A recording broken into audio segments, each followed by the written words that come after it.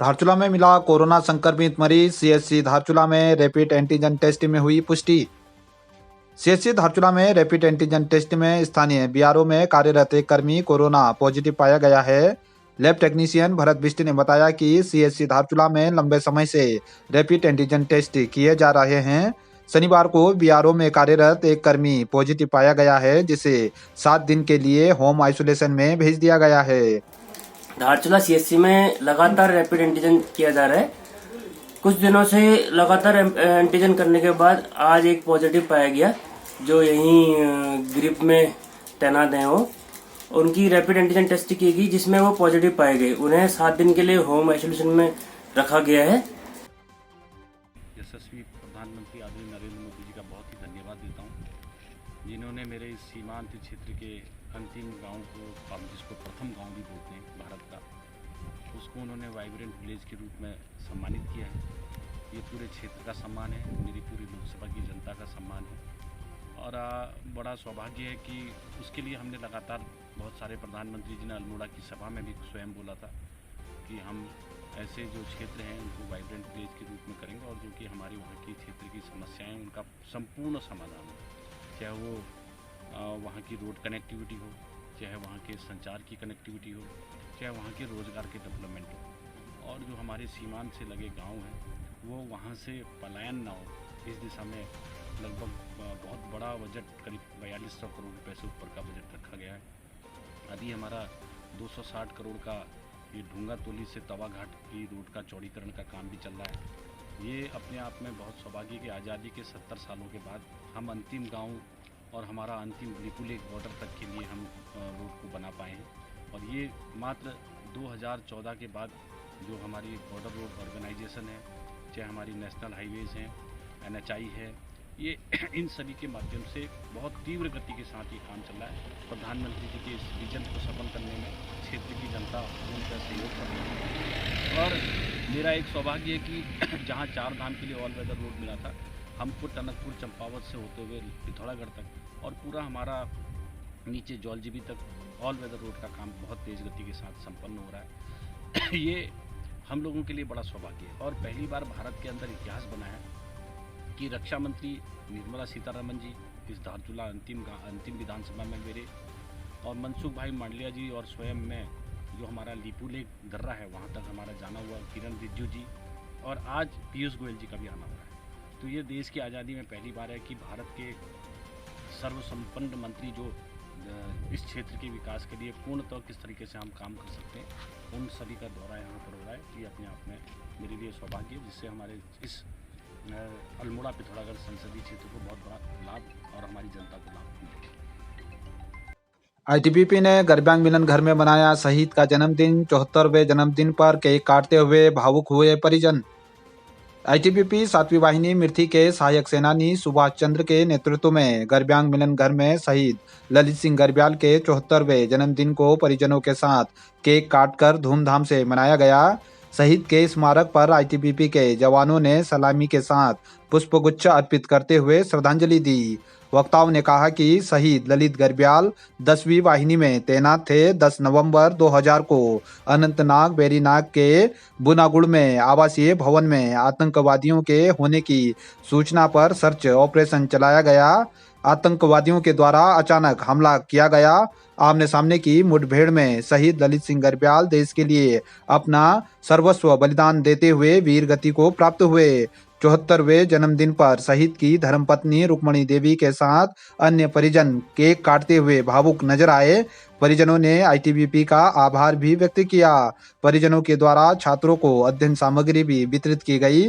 कार्यक्रम का संचालन महराज गर्ब्याल ने किया। इस दौरान शहीद के शिक्षक पुत्र त्रिलोक गर्ब्याल, पुत्र वधू बबीता गर्ब्याल, गल्डो गर्ब्याल, गोविंद गर्ब्याल, राम सिंह ह्याकी, पुष्कर गर्ब्याल, गणेश गर्ब्याल, रमेश गर्ब्याल, राजू गर्ब्याल, विष्णु गर्ब्याल, देवकी देवी, निहारिका गर्ब्याल, मोहंती देवी, सुनीता देवी, रुक्कू देवी, क्षमा गर्ब्याल सहित दर्जनों लोग मौजूद रहे। इस दौरान आदर्श विद्यालय गुंजी और गरब्यांग विद्यालय के विद्यार्थियों और अध्यापकों के द्वारा भी शहीद को पुष्पांजलि अर्पित की गई। बीजेपी शिष्टमंडल ने मुंशियारी थाना अध्यक्ष से मुलाकात कर क्षेत्र की विभिन्न समस्याओं पर की चर्चा वार्ता। शनिवार को भाजपा मंडल मुंशियारी अध्यक्ष डॉक्टर दुर्गा प्रसाद के नेतृत्व में संगठन के शिष्टमंडल ने थाना प्रभारी मुंशियारी से थाने में मुलाकात कर क्षेत्र में हो रही घटनाओं पर चर्चा की। मुंशियारी में पिछले दिनों व्यापारी के साथ घटित हुई घटना, ट्रैफिक व्यवस्था, युवाओं में बढ़ते नशे की लत एवं बाहरी लोगों के क्षेत्र में आने पर पुलिस सत्यापन अनिवार्य करने को लेकर चर्चा की गई। शिष्टमंडल में प्रदेश कार्यकारिणी सदस्य रुद्र सिंह पंडा, मनोहर दरियाल, प्रदेश मंत्री अनुसूचित जनजाति मोर्चा दिनेश धपोवाल, मंडल उपाध्यक्ष गोकर्ण सुयाल, मंडल मीडिया प्रभारी मुन्नी देवी, अध्यक्ष महिला मोर्चा लवराज निखुरपा, युवा मोर्चा महामंत्री सुंदर नेगी, पुष्कर बर्निया आदि मौजूद रहे। तवाघाट छिरकिला मोटर मार्ग में वाहन दुर्घटना में एक महिला की मौत, ग्रामीणों ने रेस्क्यू अभियान चलाकर घायलों को पहुंचाया अस्पताल।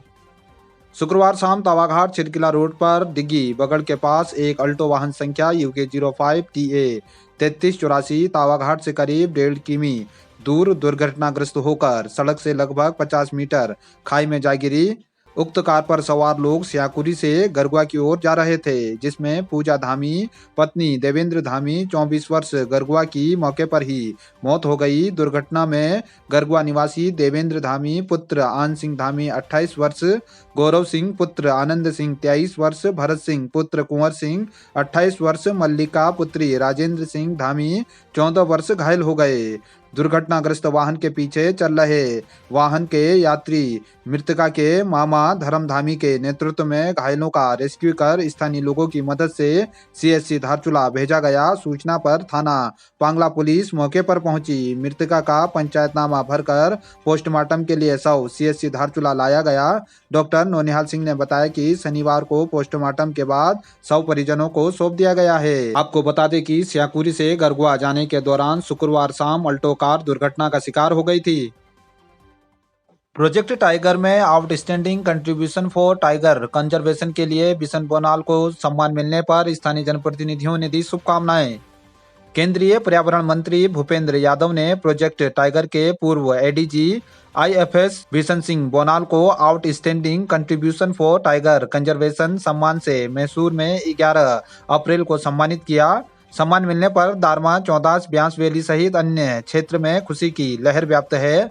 प्रोजेक्ट टाइगर के 50 साल पूर्ण होने पर पूर्व ADG बिशन सिंह को सम्मानित किया गया है। सन 1973 को देश में बाघों को बचाने की सबसे बड़ी मुहिम प्रारंभ हुई थी। प्रधानमंत्री मोदी ने बाघों की गणना के नए आंकड़े जारी किए हैं, जिसमें वर्तमान में 3167 बाघ भारत में पाए गए हैं। पूर्व IFS बिशन बोनाल ने बताया कि सेवा काल के दौरान उन्होंने मानस टाइगर रिजर्व व काजीरंगा टाइगर रिजर्व यूनेस्को की विश्व धरोहर आसाम में नियुक्ति के दौरान 10 वर्षों तक निदेशक व अन्य पदों पर कार्य किया। पर्यावरण संरक्षण के लिए किए गए कार्यों के लिए उन्हें सम्मानित किया गया है। उन्होंने दारमा घाटी में स्नो लेपर्ड मिलने पर भविष्य के लिए अच्छे संकेत बताया।